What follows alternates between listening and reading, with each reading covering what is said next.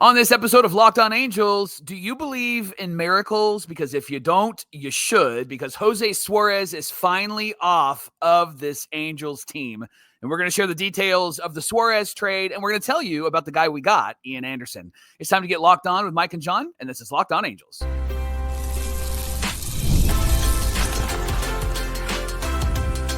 You are Locked On Angels, your daily Los Angeles Angels podcast. Part of the Locked On Podcast Network, your team every day. Thanks for making Locked On Angels your first listen of the day. You can find us anywhere you get your podcasts, including Apple Podcasts, Spotify, and SiriusXM by searching Locked On Angels. And if you'd like to give back to the Super Halo Bros for all the Super Halo content, here's some things that you can do.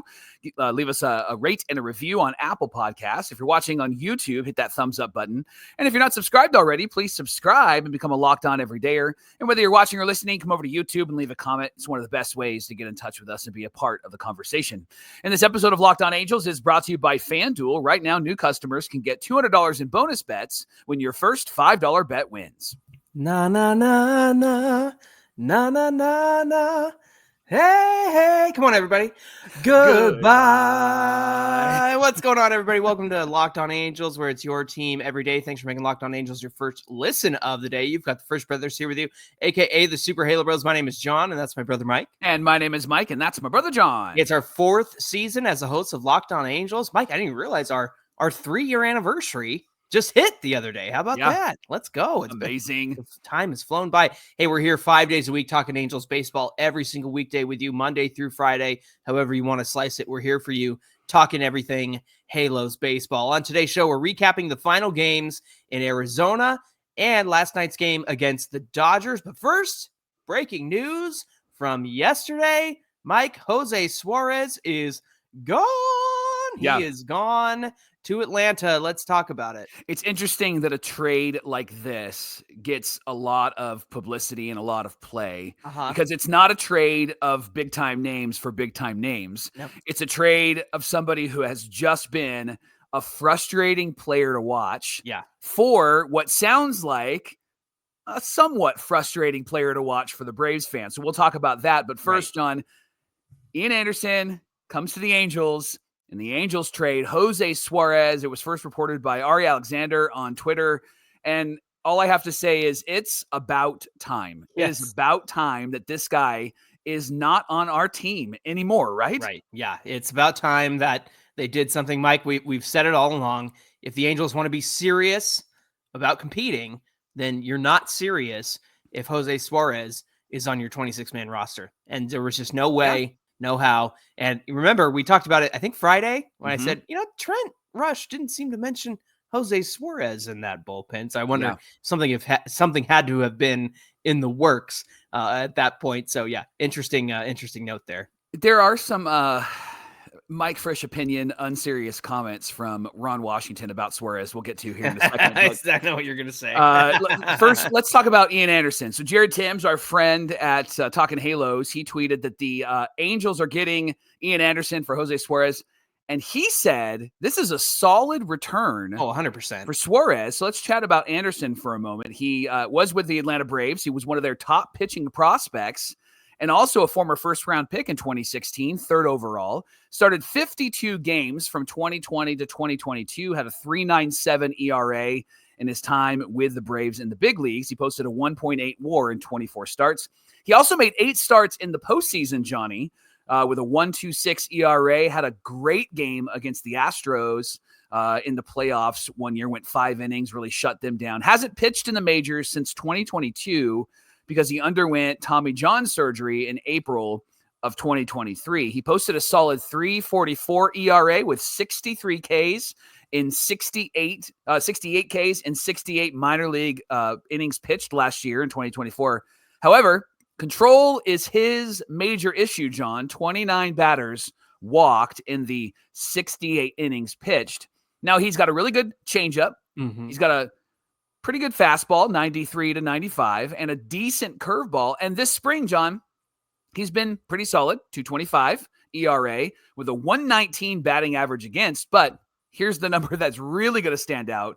He's walked 20 batters in 20 innings, and he's only struck out 10 guys. Has no options, so It's very likely he's going to be on the opening day roster. He's going to be the long guy. We'll talk about that in a second. He's going to be making $800,000 this season. He's arbitration eligible next season. Johnny, José Suarez is going to be making $1.1 million. The Angels save some money and save a headache by trading this guy away. That's about 1.1 million and 99 cents too much for José Suarez, Mike. Yeah. So that's interesting. Yeah. Now this is the fourth trade between the Angels and the Braves this offseason. Obviously we had Jorge Soler for Griffin Canning, Mitch Ferris for Davis Daniel, Angel Perdomo for cash considerations or a player to be named later. My original thought was José Suarez was the player to be named later. That wasn't the case. And then Ian Anderson for José Suarez. The Angels will have had 4 players in camp whose last name is Anderson. That's and the Angels now have the number 1 pick overall in the form of Mickey Moniak from 2016, and now the number 3 overall pick in the form of Ian Anderson from the 2016 draft. Yeah. Here's the Mike Frisch's opinion, not so serious comments about José Suarez from Ron Washington. He said this, that the Braves are getting a bulldog. I'm going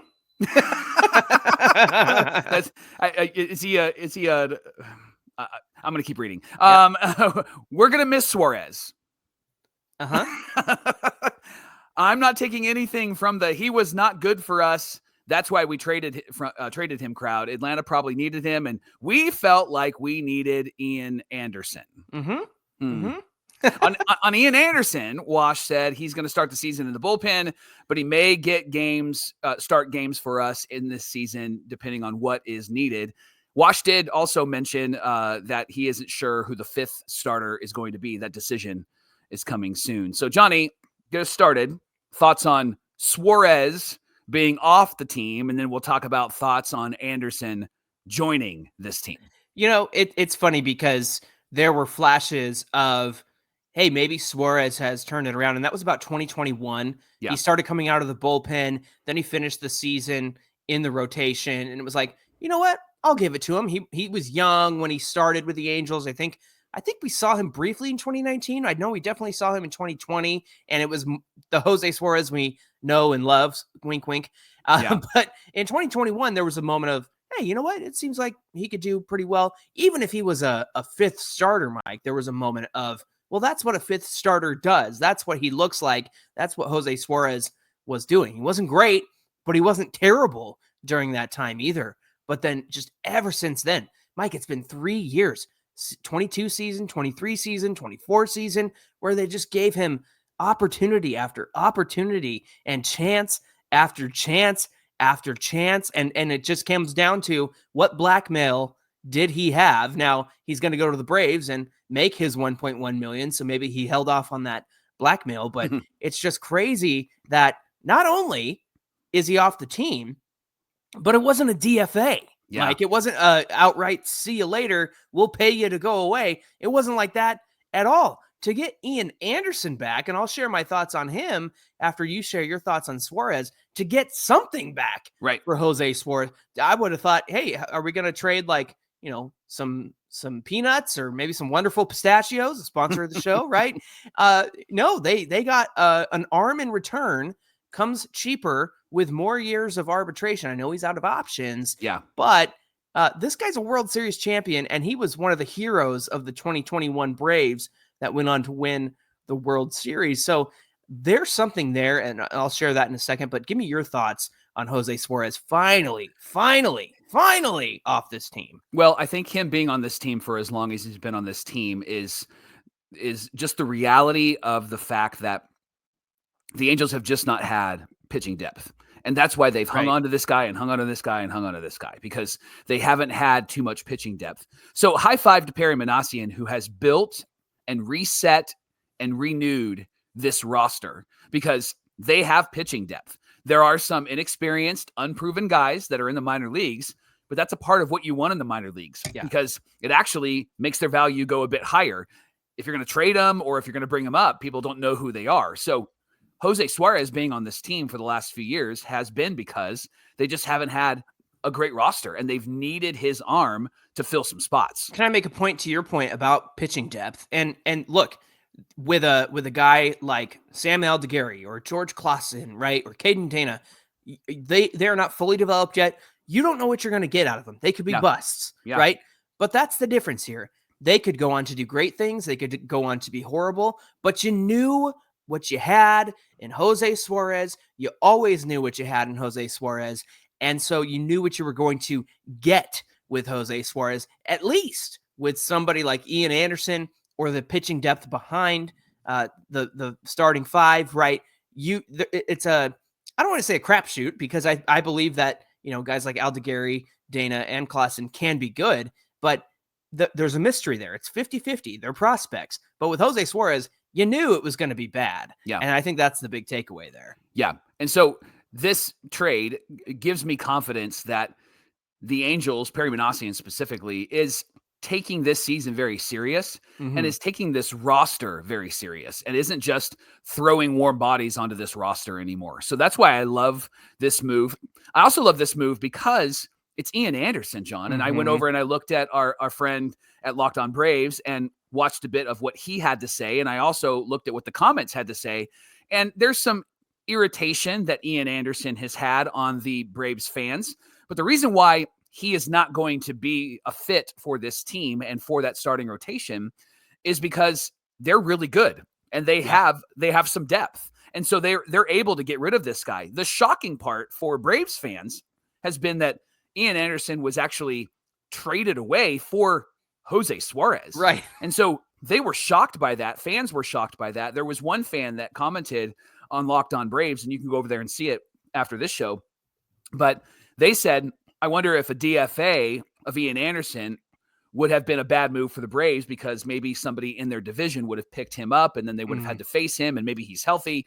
And so this way they get him into the American League and away from the AL East. Either way, I think that this is a brilliant trade from Perry Manassian to get rid of just some terrible trash bags, right? and to pick up something that is proven, but now a bit unproven. And let's see what we can do. Plus, Johnny, this is a right-handed pitcher in this bullpen with a lot of lefties. And now it brings another right-hander into this bullpen that can be a long relief pitcher and can potentially start if there's any issues with any of the other starters. Yeah, absolutely. I think that is a big part of the equation here, is the fact that he's a right-hander. And let me just say too, the biggest thing I've seen about Ian Anderson, and you showed that, Mike, in spring, 20 batters, 20 innings, and 20 walks, right? And so that's a control issue, right? And didn't we just get through talking about what the Angels were able to do for Brock Burke, coming over from Texas Rangers, having success with the Angels? Brock Burke, he's never been like anybody who lights up the world, but the fact that the Angels were able to get him right, Mike, maybe this is a matter of, hey, Ian, you want to slide over on the pitching rubber, like 8 inches to the left or to the right? What if it's that, right? And what if it's something that has been missed? And you know what? The same could be said for José Suarez in Atlanta. Maybe they'll figure something out with him. And we've said it before, more power to him. If he gets good with the Braves, then that's wonderful. But as for us, we're glad to be rid of him. We don't have to talk about the headache that it's been for so many years. And again, I have confidence that if any coaching staff the Angels have had over the last couple of years can help Ian Anderson get right, I think it's this coaching staff. I think it's Ron Washington and Barry Enright. I think that they can help figure out what's going on with him and why he's having so much trouble with his control. And again, Tommy John, for him to come back, to have it in 2023, pitch in the minors in 2024, Mike, it takes a good year sometimes to get better from Tommy John. I mean, look at Shohei Ohtani. He was ready to go in 2020, and then they tried it out and it didn't work. Like, he just couldn't do it. And then 2021 has his first greatest season of all time. So I have confidence that Ian Anderson can become something, and I have confidence that the issue that needs to be solved is a control issue, and I have confidence that the Angels can take care of that. Hey, thanks for making Locked On Angels your first listen of the day. Coming up, we're going to recap the final game in Arizona and last night's game at the Dodgers in Los Angeles. We'll get into all of that coming right up. Johnny, for the last week, I've been using Just ingredients to prepare myself for the gym because I'm a gym guy now. Gym guy. And so this is I'm showing it on the audio or the video side for the audio listeners. It's the strawberry limeade pre-workout that I've been taking before I go and work out, and it's fantastic. And then I'll also show you the protein shake, and you see the Pooh Bear clip that is on top of there. This is because my kids got into it. See, they seal back up, John. What's great about these bags is that you can take it and then they seal back up. But when you have young adults in your house and they want to try what you have and they rip it open way too fast, you have to get a Pooh Bear clip to put it on there. But this stuff is so great. I love the protein powder. Yeah, it's been so good for me.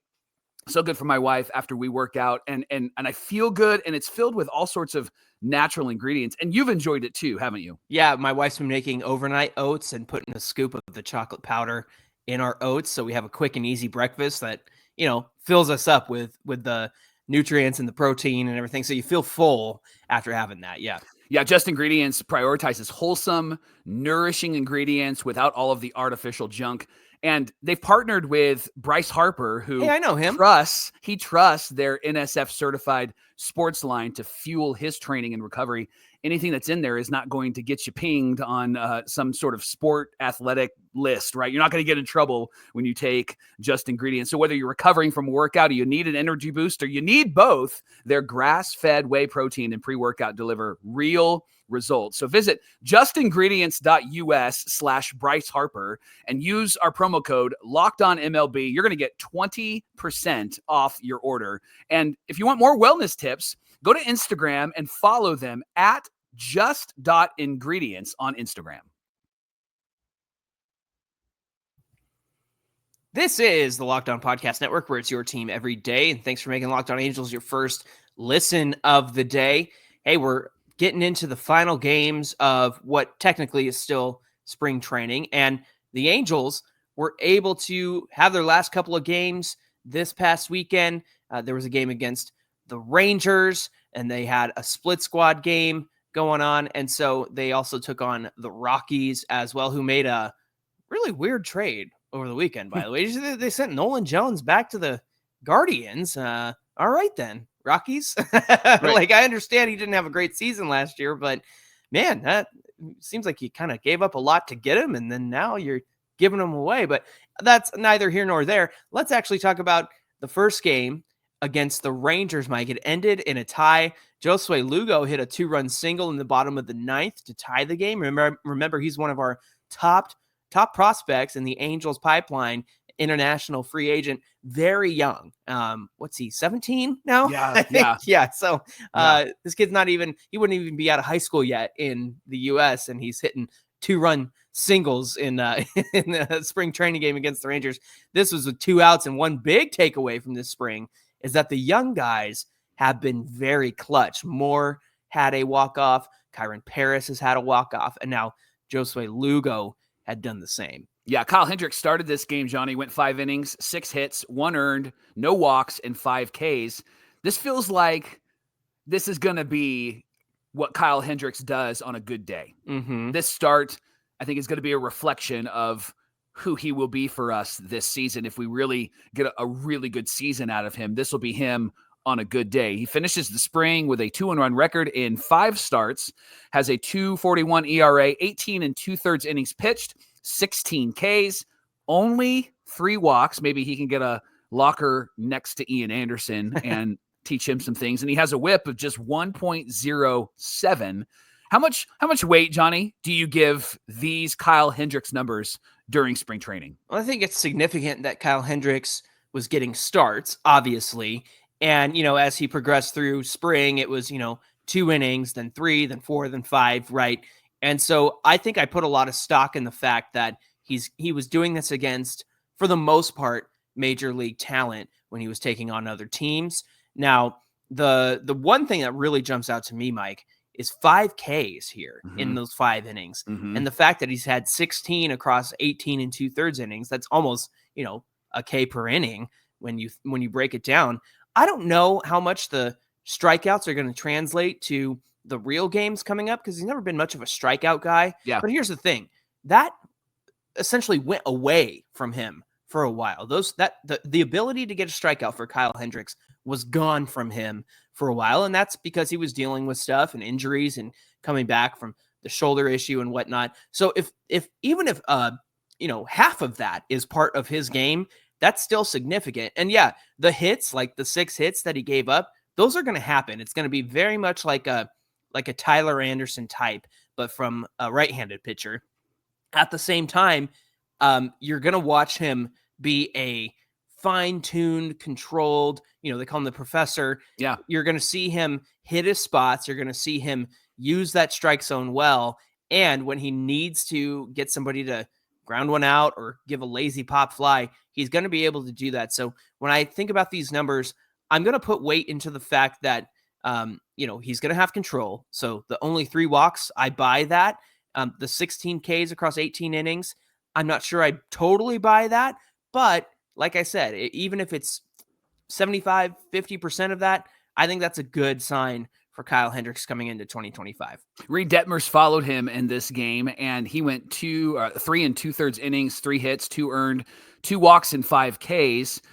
And again, he didn't start, Johnny. Right. He followed him. And so I think that maybe that's an indication. And as of this recording, we haven't been given who is going to be on the opening day roster. But I think that Reed Detmers is probably going to be in the bullpen. And Kohanowitz is probably going to be that 5th starter. Yeah. I think that would be all indications on how they're using Reed Detmers so far this spring. And then the offense was really light in this game, but the regulars really didn't last very long. Trout went 1 for 2, finished Arizona spring training, not including last night's game, with a $267 batting average, 2 homers, and a .996 OPS in 30 at-bats. Classic Love Trout. that. Soler finished Arizona spring with a .311 batting average, 4 home runs, 10 RBIs, and a 1.026 OPS. Taylor Ward, .270 with a .708 OPS and 37 at-bats. Shawnuel finished with a .306 average, Johnny, and 49 at-bats, had 1 home run, .790 OPS. And then Moniak finished with a .188 average with 2 homers and 9 RBIs with a .616 OPS. That was the first game on Friday. There was a second game. Why don't you tell us about that one? Yeah, again, it was against the Rockies. The Angels lost this one 4-3, but Yusei Kikuchi started this one, went 5 innings, gave up 4 hits, 1 earned run, 2 walks, and 5 Ks. Now, here's the significant part. He generated 13 whiffs on the slider and the 4-seamer, so 13 swings and misses. 2 of his 88 pitches were the new sweeper that he's been working on this spring, and he finishes spring in Arizona with a 3 ERA in 3 starts. He also had a simulated game after the start that was planned had been rained out. 12 innings, 16 Ks, and a 1.5 whip. I think I buy those numbers, Mike. I think I buy that for Yusei Kikuchi. If you were to extrapolate that across the season, I think that's about what you're going to get from him. Ben Joyce followed him in this one, pitched an inning, gave up a run and a hit, but he did strike out 3. He's going to finish spring in Arizona with a 2.57 ERA across 7 games, 7 innings, 13 strikeouts, and a 1.14 whip, which I think is significant because a 1.14 whip for Ben Joyce is much better than where he's been before. That means, he's allowing about a player or a hitter on base at least once an inning, but just 1 hitter. I think that's significant because it shows and demonstrates more control than he's had in previous seasons. Jose Quijada and Jose Suarez came in after Ben Joyce. They gave up some runs. Of course they did. And then it was a wild pitch actually that gave up the winning run in this game. And by Joe Adell, by Suarez. Joe Adell hit his 4th home run this spring, Johnny, which is great. But this line doesn't sound super great. A 190 batting average and a 627 OPS and 58 at bats. Did have 4 home runs, 13 RBIs. Your thoughts on Joe Adell and his preparation for the regular season? Just got to stick to the plan, stick to what's working, stick to what, the toe tap or whatever the case might be. Even if there isn't one, he's got to stick to what's been working. I think that, I'll double down on what I've said before. Too much in his head, too much instruction, too much. Hey, Joe, why don't you try this? Why don't you try that? Let Joe be Joe. I watched him in the Dodger game last night, not swinging at junk. I know that he got I think it was a called strike 3 that he didn't swing at, but it was something way outside that ended up in the zone. I am just glad that he's not chasing like he's been, Mike. And so if he can decide on what pitches to hit, I think that's going to be really significant for him. Yeah, Ohapi finishes with a 235 batting average, 602 OPS. Kyron Paris, 381 batting average, 2 home runs, 13 RBIs with a 1.102 OPS. Matthew Lugo, a 304 average, threw a guy out from center field last night.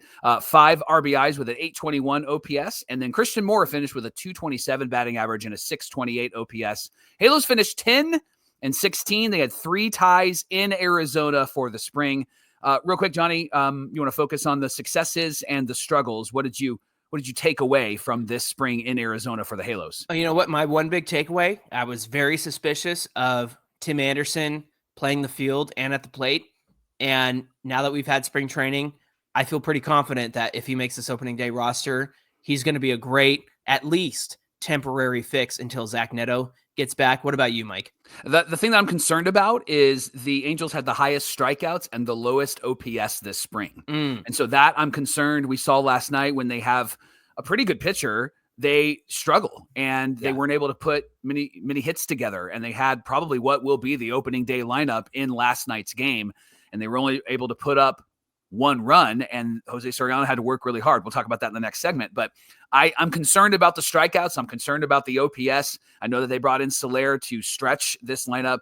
The hole that I think Zach Neto is leaving in this lineup right now by not being in there will definitely be a game changer when he comes back. And I'm hopeful when he comes back, he can be himself and not have to take a long time to get the swing back and get his eye back. But that's part of baseball. There's probably going to be a bit of time for him to figure some things out. So I wouldn't expect Zach Neto to be really great until maybe late May, early June. Yeah, we're all going to have to hold our breath until Zach Neto comes back so that we can really start cooking in this lineup 1 through 9. I'm loving March Madness. Basketball has been on in my house for the last week, and it's annoyed everybody in my home. But FanDuel is helping you and helping me get in on all of the action like never before. Right now, new customers can get $200 in bonus bets when your first $5 bet wins. That's $200 to use on everything from buzzer beaters to Cinderella stories to who even is cutting down the nets. And FanDuel is going to help you with all of this. You can bet on some of the underdogs, and they've got great ways to back them up, like spreads and totals and game props. And right now, this bracket is really about the underdogs because I think everybody, their bracket is upside down. Nobody's had a great bracket so far. With tournament games happening almost every day, there's always something exciting to bet on. And the FanDuel Sports app is simple, easy to use, and when you win, you get paid instantly, no waiting around for your money. So download the app or visit their website, FanDuel.com, and you can get in on all of the college hoops action all tournament long.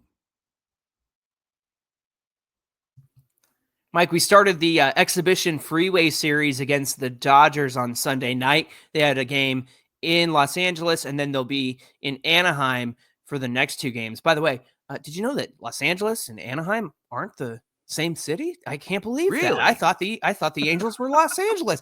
This is so confusing. No, I'm just kidding. That always seems to be a point of contention that comes up. Listen, Taylor Ward in this one hit a first pitch fastball at the top of the 3rd for a home run to right center. 101.2 miles per hour off the bat, went 399 feet.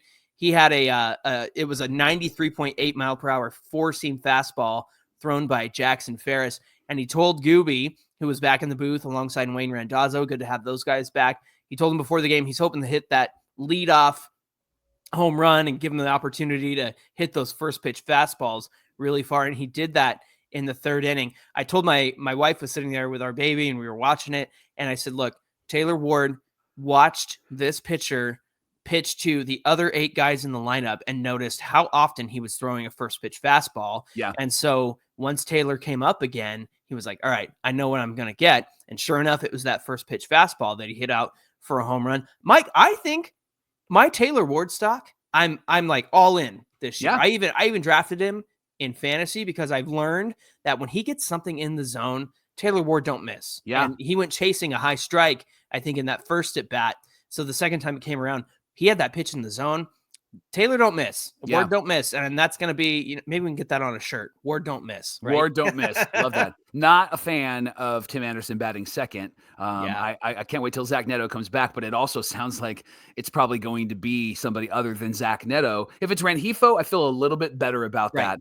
But I want somebody that can handle the bat, maybe hit for some power, but also can move runners over. And you need somebody who's going to make contact there, especially with Mike Trout coming up next. Now, Johnny, Jose Soriano started this game.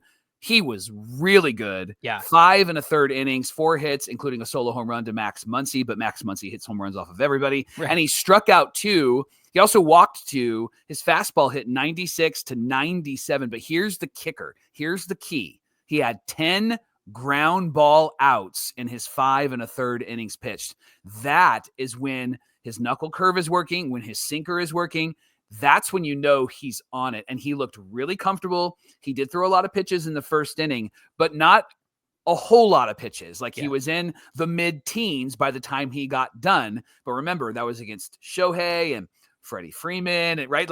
So he really had to battle. And with this Dodger lineup, you're going to have to do that. But he looked really good in 5 1/3 innings pitched. Yeah, and I was trying to keep track of how much it felt like he was getting that first pitch strike, and it seemed like he did have a lot of 1-0 counts, and so there was a little bit more battling going on to get back into the count, but he got the results. And so again, the fact that he did have to work a little harder against this Dodgers lineup, which is stacked, especially at the top of the order. But the fact is I think that as long as he gets strike 1, man, and that's the first pitch out of his hand against a batter, that's when he really is able to dominate. I think that was the biggest difference between this start and his last great start, but that's not to take anything away from what he was able to do last night.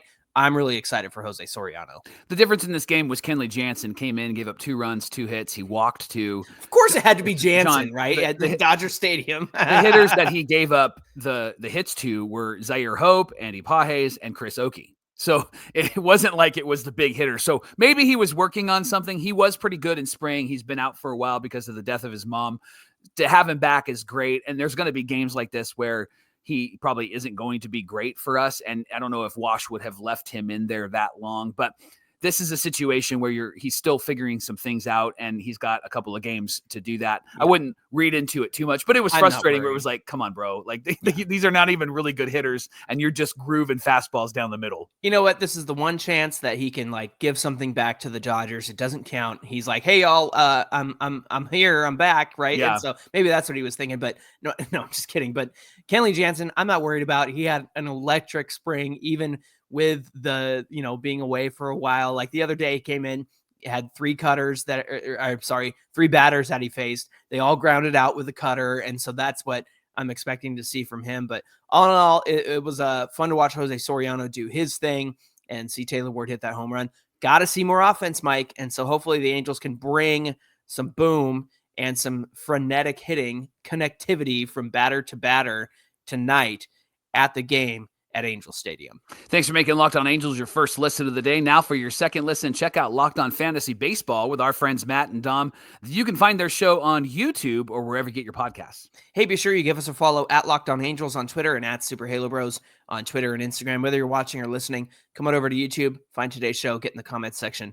We'd love to hear from you. Mike, what do we have on deck for Tuesday's show? We're going to recap that Dodger game, but we're also going to talk about a Jeff Fletcher article where he asks 5 important questions that the Angels needed to answer in the spring. And he said, here's their answers. I would love for us to read what he said are the answers and then maybe give our responses to that and have compare our notes. Everydayers. I would love to compare notes with our everydayers and with you tomorrow on Locked On Angels. All right. Looking forward to that. We hope you'll come back and join us. Until then, my name is John, and that's my brother Mike. And my name is Mike, and that's my brother John. Thanks for being here with us, everybody. And we'll see you back here on Tuesday. We never have to see Jose Suarez pitch in an Angel uniform ever. Don't count on it. There's always a chance. Oh, shut your mouth.